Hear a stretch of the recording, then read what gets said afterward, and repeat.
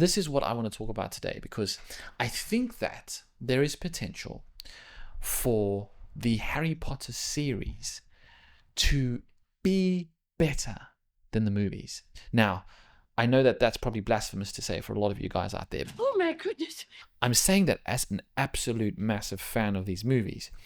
I believe that there's a possibility. There's possibilities for anything, right? And in the realm of possibilities, we can reasonably say that there's a chance that they might be able to improve on what originally was done. So you're telling me there's a chance? Yeah! And there's three main reasons for this, and that's what I'm going to be discussing today. Reason number one.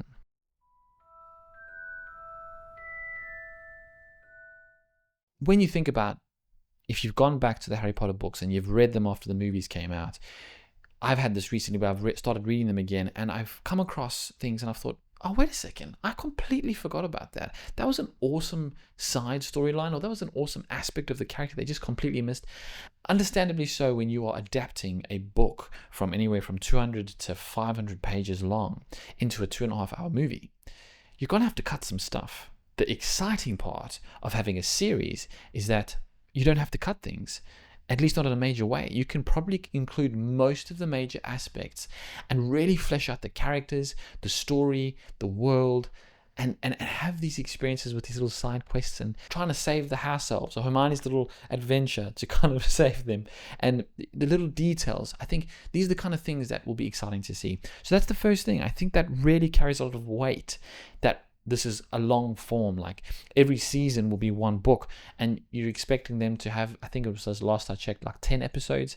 If those episodes are 45 minutes or an hour each, you've got anywhere from like 7 to 10 hours per book that you can explore. That's got to be exciting for someone who's passionate about the Harry Potter world. That's number one. Number two is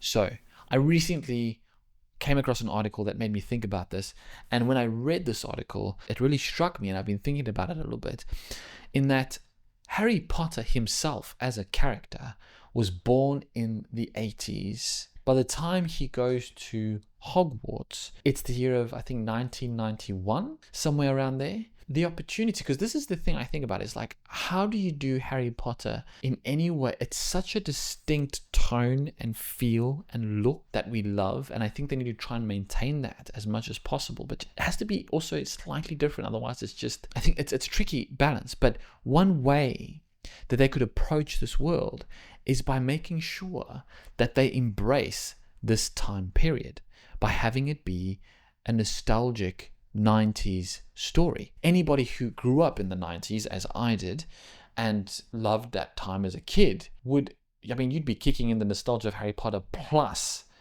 the time period. And if they could embrace that time period, this could present a fresh, new, interesting, nostalgic look at Harry Potter, Hermione, Ron, and these characters. That for me was a really exciting way to potentially elevate the story and the material. Number three is one crucial character.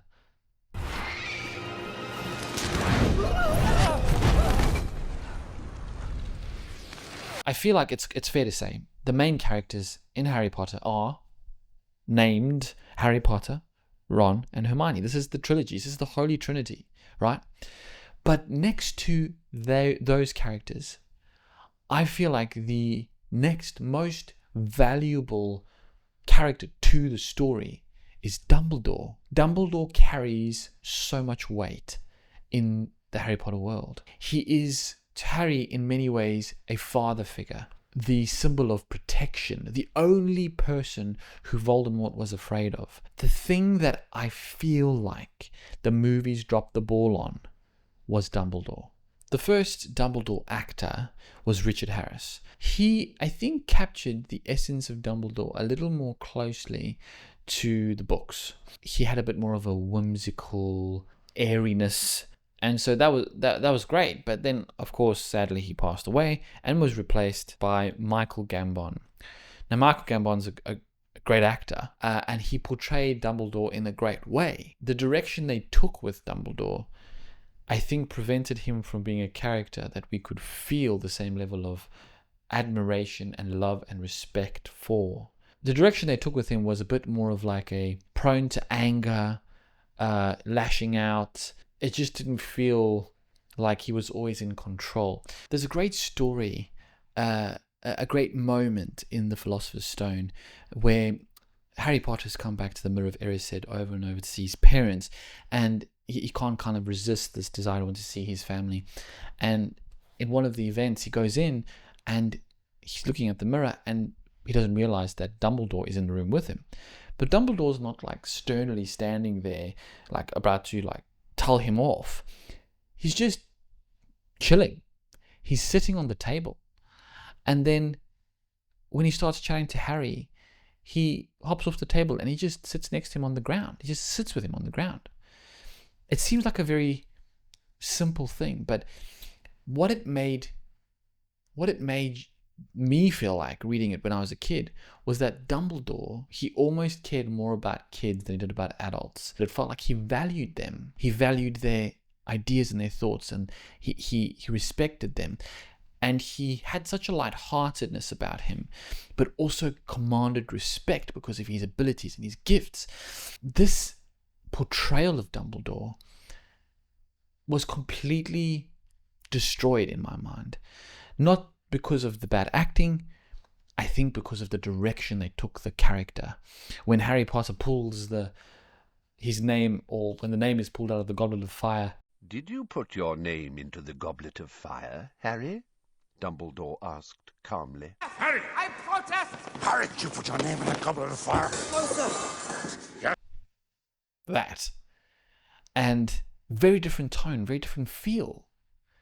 And in that moment, Harry Potter's all alone, but he doesn't have to feel alone because he knows that Dumbledore's on his side. He's always on his side. He's always that protector. He's always that symbol of power and authority, but never governed by that presence. He's just true and down to earth and genuine. When we get to the movie of the Half-Blood Prince, and spoilers if by this point you haven't seen the movies, when we get to the point of the Half-Blood Prince where Dumbledore dies, I cried in the book. That's how much it meant to me. In the movie, I felt nothing. It was just like, oh, there he goes. And it's not, I guess there's an element of surprise. Like I knew it was coming, but Dumbledore didn't feel like a character that resembled the same character as the one in the books. So when he dies, it doesn't feel like as much of a loss. It's like, oh, that sucks. The headmaster's gone. But it doesn't feel like, oh, Dumbledore's died. Harry Potter's surrogate father, his source of guidance and direction and protection, is gone. It doesn't feel like that. So, I think going into the Harry Potter series, and I love the actor they've chosen for Dumbledore, John Lithgow. The vibe he's got is just very light and very in control, very calm, very measured, but also very whimsical. So great casting choice. I'm so glad they got him. If they can capture the essence of Dumbledore, particularly the relationship that he has with Harry, the heart of the story will be carried through all the way from the first book to the last. I mean, I think there's a real possibility here if they can do these three things, that this could be an expansion on the world and an improvement on what they did, which is to say, beloved, beautiful, wonderful, fantastic movies, and then somehow exceeding those. Is that too much to ask? Probably.